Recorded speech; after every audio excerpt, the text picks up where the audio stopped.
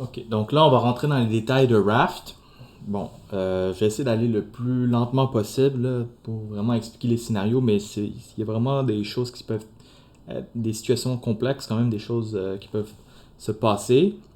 Donc, si je manque quelque chose ou il y a quelque chose qui n'est pas clair, regardez la vidéo plus lentement. Et l'autre chose, c'est il y a beaucoup de matériel en ligne là, qui parle de Raft. Donc, il y a deux sites qui sont dans les lectures recommandées. Et il y a des visualisations, des choses comme ça. Donc, euh, assurez-vous là, vraiment là, de regarder ces choses-là si vous avez besoin de ça. Et évidemment, donc, c'est quelque chose que vous devez implémenter pour le laboratoire. Donc, si vous avez des questions, vous pouvez me poser moi et le chargé de laboratoire aussi. Là. Donc, il n'y a pas de problème à ce niveau-là. OK, donc maintenant, je vais expliquer donc la phase 2. Hein? Donc, la phase 2 dans Multipaxo, c'est vraiment spécial. Hein? C'est-à-dire que euh, on l'a vu dans la dernière vidéo, là, comment la phase 2 est changée à partir de Paxos de base à Multipaxos. Donc là, on va voir comment c'est implémenté dans Raft. Essentiellement, c'est pareil que dans Multipaxos. La seule différence étant que la terminologie n'est pas pareille. Donc Multipaxos a ses propres termes. Euh, pardon, Raft a ses propres termes qui ne suivent pas les termes originaux de Lamport. Donc, vous allez devoir apprendre les termes de Raft aussi. Là. Okay? Donc, imaginons qu'on a un leader et qu'on a des followers. Donc, le leader a son log qu'il désire synchroniser avec les autres, donc avec plusieurs commandes. Donc, ici, le 1, ça veut indiquer qu'on est dans le, dans la proposition numéro 1. Ou dans Raft, on va appeler ça le terme 1. Donc, il y a eu une élection, hein, donc avant ça, qui a choisi ce leader-là, et c'est le leader pour le terme numéro 1. Et donc, quand le leader va euh, arrêter son terme, donc par exemple échoue ou quoi que ce soit, ou que quelqu'un d'autre veut veut enclencher une élection, ben là, on va avoir un leader pour le terme numéro 2. Donc, présentement, on est dans le terme numéro 1.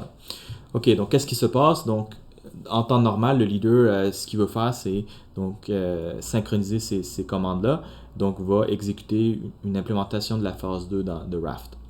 Donc, le leader va tout d'abord donc prendre l'index numéro 1, hein, donc la première commande, et envoyer un message. Donc, dans Multipaxos, ça s'appelait Accept Request. Ici, ça s'appelle Append Entries. Et c'est envoyé en RPC. Okay? Donc, on va pas parler c'est quoi RPC, mais essentiellement, le message est envoyé à tous les followers. Donc, ici, on a 5 machines, 4 followers puis un leader. Chacun va recevoir le message Append Entries et va insérer la commande add index 1 donc, dans leur copie du journal. Donc, ils avaient chacun un journal vide et maintenant, ils ont un journal avec une entrée. Et une fois que le RPC est complété, les followers vont envoyer un message de réponse au leader. Et donc, c'est comme ça donne le quorum au leader. Donc, à ce moment-là, qu'est-ce qui va se passer? Le leader va pouvoir, donc, une fois recevoir le quorum, va pouvoir savoir que cette commande-là a été committed. Ça veut dire quoi? Ça veut dire qu'il peut l'exécuter pour de vrai. OK? Donc, c'est ça qui se passe. Donc, ici, on va dire que la commande est exécutée, elle est confirmée pour de bon. Donc, pour l'instant, il y a juste le leader qui sait que cette commande est confirmée. Parce que lui, il le sait, parce qu'il a reçu le quorum de message, le quorum de réponse positive à son append entries. Donc, c'est pour ça qu'il peut l'exécuter. Mais pour l'instant, les followers ne savent pas que cette commande, cette valeur a été décidée. D'accord? Donc, décider, comité, exécuter, ce sont des synonymes dans notre contexte ici. Donc, les followers, pour l'instant, ont ajouté ça dans leur log, mais ne l'ont pas encore exécuté. Ne la considèrent pas comme étant une valeur confirmée. Donc, comment est-ce qu'ils vont confirmer la valeur? C'est quand le leader va envoyer le append entry pour la deuxième valeur ici. Donc, quand le leader envoie le append entry pour l'index numéro 2 ici, et envoie ça en RPC à tous les followers, dans le message d'append entry, ça va indiquer que la valeur précédente, qui est le add, est maintenant confirmable et vous pouvez l'exécuter. Donc, essentiellement, les followers reçoivent un message double. Dans le message, on reçoit la commande de l'index 2 qui va être insérée dans le log, et en plus de ça, va confirmer que la commande de l'index précédent peut maintenant être exécutée. Et donc, c'est en recevant ce message, le append entry de l'index 2 que les followers peuvent maintenant confirmer l'entrée numéro 1. Et donc, ce sont les 5 phases pour réaliser donc, la phase 2 d'un multipaxos pour pouvoir donc exécuter la commande numéro 1 partout.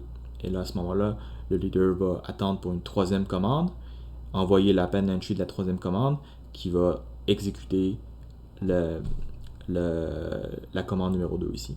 Okay? Donc ici, le quorum qu'on a besoin, donc le concept de quorum, c'est quand le leader reçoit les réponses positives des followers dans le append entry. S'il n'y a pas de quorum, donc manque de quorum ici, donc imaginons que à ce stage-ci, j'envoie 4 append entry, puis imaginons qu'il y en a juste, donc pour avoir un quorum ici, ça prend 3 sur 5. Hein? Donc si, imaginons que je reçois juste une réponse d'un followers, donc à ce moment-là, j'ai juste deux confirmations. J'ai moi-même comme leader, puis j'ai une confirmation de followers. Ben, j'ai pas de quorum. Ben, le leader peut pas progresser puis envoyer le append entry du deuxième index. Va être pogné ici. Okay? Va devoir donc à ce moment-là réessayer, peut-être réenvoyer le message. Peut-être que le message a été perdu, c'est pour ça qu'il doit le réenvoyer aux followers. Ou peut-être qu'il y a un problème plus sévère où c'est le log des followers est corrompu. Okay? Il y a des messages, il y a peut-être des entrées dans le journal qui sont manquées. Bon, ici, c'est pas possible parce qu'on est dans le tout premier index du journal, mais dans le futur, vous pouvez imaginer peut-être qu'il y a des entrées qui sont manquantes dans certains followers. À ce moment-là, il faut faire ce qu'on appelle une réparation de log. Donc, c'est quelque chose qu'on va voir plus tard. OK, donc pour les append entries, donc quelle est la condition pour qu'un follower accepte un nouveau append entry?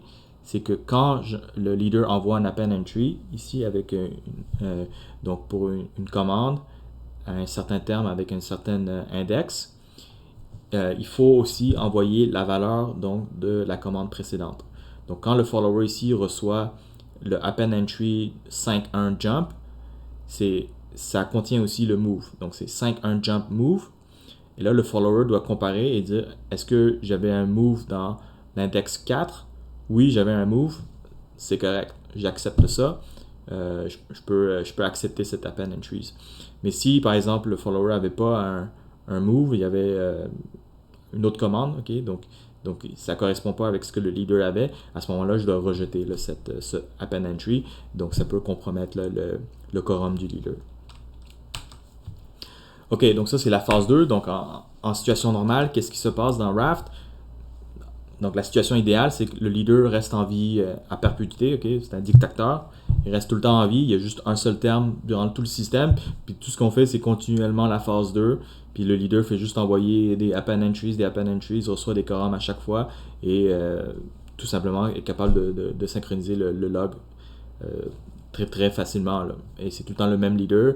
Donc, c'est super facile à ce moment-là. Okay? Mais en réalité, qu'est-ce qui se passe? Mais un leader ne peut pas rester en vie tout le temps. Okay? C'est ça la réalité. Donc souvent, un leader peut tomber en panne. Donc tout d'abord, comment est-ce qu'on peut détecter que le leader tombe en panne? Donc c'est dans le Paxos de base, puis même dans le multipaxos, c'est pas défini. On n'a pas expliqué comment on détecte qu'il y a une panne. Hein? On a juste dit qu'on est capable de détecter la panne puis on enclenche une nouvelle élection. Dans Raft, il y a un mécanisme, il y a une implémentation concrète du mécanisme de détection de panne et c'est un heartbeat. Et ce qui est vraiment cool avec Raft, c'est que on va optimiser même le message de heartbeat. Au lieu de dire que parce que normalement, ce qui se passe dans les heartbeats, c'est juste des pings. Là. On dit que les machines se pingent de façon régulière. Ben, dans Raft, il n'y a pas de ping séparé. Les messages pour faire le heartbeat, pour le battement, le pouls, c'est directement les messages d'append entries. Okay? Donc, qu'est-ce que ça veut dire? Ça veut dire que le leader a la responsabilité d'envoyer des append entries de façon régulière. OK? Même s'il n'y a pas de nouvelles commandes ou quoi que ce soit, doit continuer à envoyer des messages de append entries qui pourraient être vides, juste pour dire aux followers, c'est encore moi le leader, c'est encore moi le leader, c'est pour renouveler son terme, essentiellement. OK? Et c'est quand le leader tombe en panne ou est lent ou quoi que ce soit et n'est pas capable d'envoyer un append entry rapidement, que là, les followers vont faire un timeout.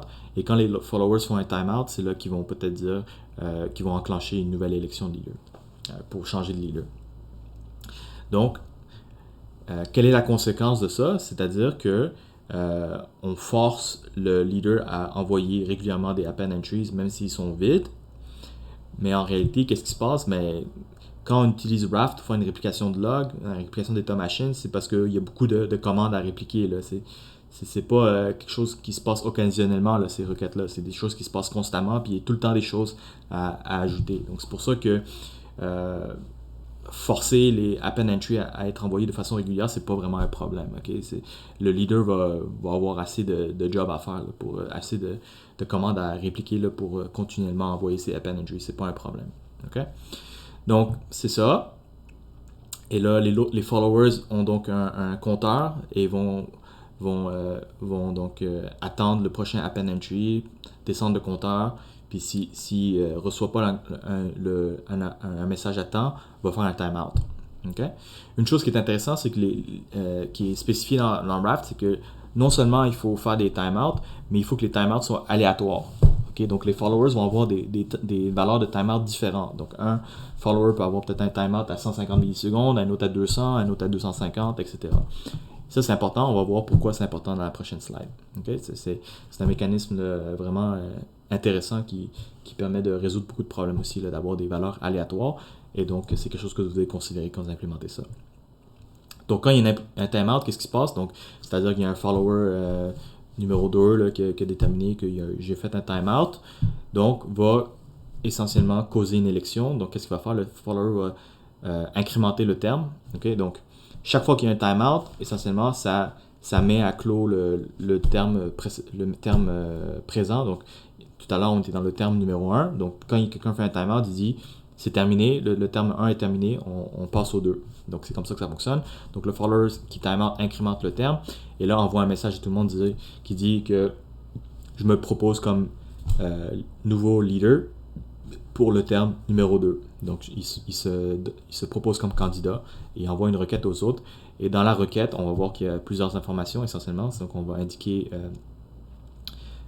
quel est le terme précédent, donc c'est-à-dire essentiellement, c'est dire quel est le nouveau terme qu'on essaye de proposer. Donc, c'est comme dans Paxos, proposer des numéros de proposition. Donc, on essaie de toujours progresser avec des numéros de proposition croissants. C'est la même chose dans Raft. Donc, on va augmenter à travers les termes.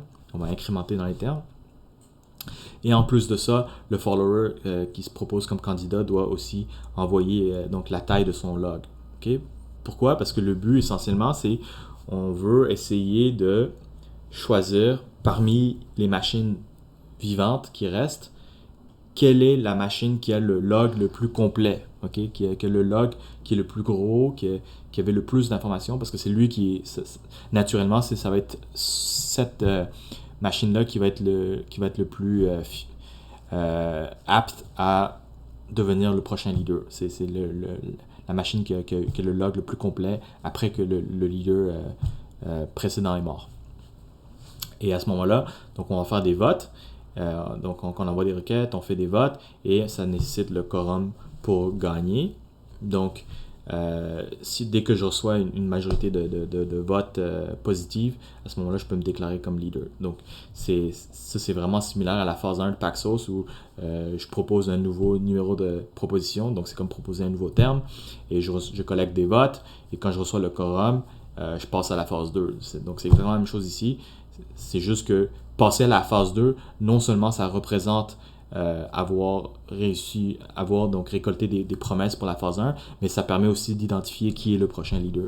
Okay? Donc c'est ça la différence avec Paxos. Dans Paxos, le leader est déjà présent avant d'aller dans la phase 1, mais ici dans Raft, on dit que la phase 1 puis l'élection de leader, ça peut être fait en même temps, puis la phase 1 peut tolérer plusieurs candidats en même temps qui essaient de récolter des promesses, mais à la fin de tout ça, la seule machine qui passe à travers enclenche la phase 2. Okay? Donc, en termes de conditions de vote, comment est-ce que je vote? Donc, comme je dis, on essaie de voter pour le plus complet. Donc, la façon que ça fonctionne, quand un follower V reçoit donc une requête de C, donc tout d'abord, on va voir s'il y a déjà promis dans ce terme. Donc, c'est la même chose qu'on a Paxos. Si j'ai déjà promis ou voté dans un terme spécifique, je ne peux plus voter dans ce terme-là. Mais si je reçois un terme plus élevé, un numéro croissant, donc plus élevé que ce que j'ai déjà promis, à ce moment-là, je peux renier mon vote précédent puis voter pour le nouveau. Donc, c'est le même concept ici. Et l'autre concept qui est spécial ici, donc non seulement donc, ça ici, donc le last term est plus grand que le... pardon, ici la condition ici c'est pour comparer la qualité du log du journal du candidat versus mon propre journal. Parce que si mon propre journal est plus complet et mieux que le journal du candidat, ben c'est moi qui devrais être le leader, c'est pas lui. Là. Okay? Donc comment ça fonctionne? Je regarde dans mon log quels sont les numéros des termes des entrées. Donc si j'ai des entrées qui ont un terme plus élevé que les entrées du journal du candidat, ben à ce moment-là, c'est moi qui devrais gagner. Si on a des entrées qui sont au même terme, donc on s'entend sur le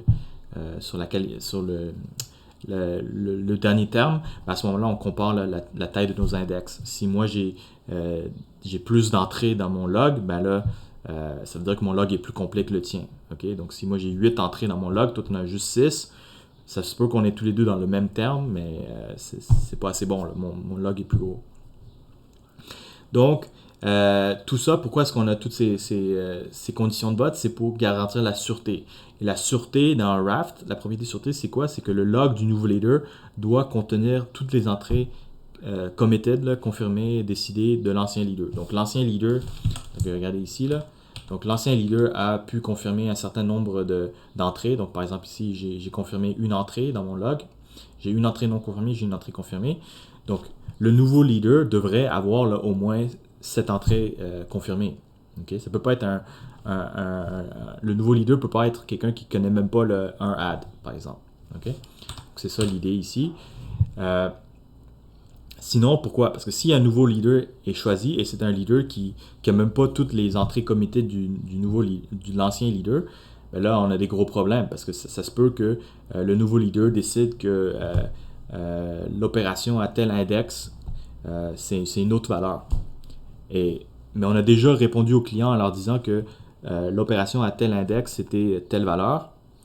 Et dès que ça sort, dès que c'est communiqué au client, c'est final, c'est immuable.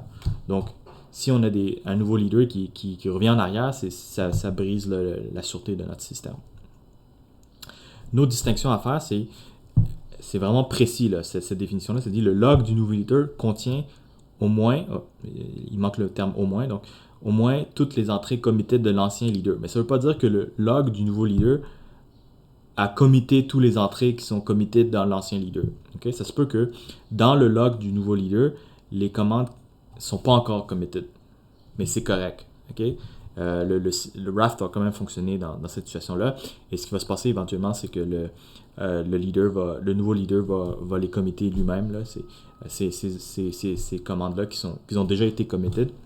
Donc, ça rejoint le concept de stabilité dans le Paxos de base, qui était que si une valeur a été décidée dans un numéro de proposition, donc dans un terme, ça va redevenir, ça va être la même valeur plus tard aussi. Là. Ok, donc c'est tout pour cette vidéo, et dans la prochaine vidéo, on va regarder des exemples spécifiques de changement de leader et des situations exceptionnelles.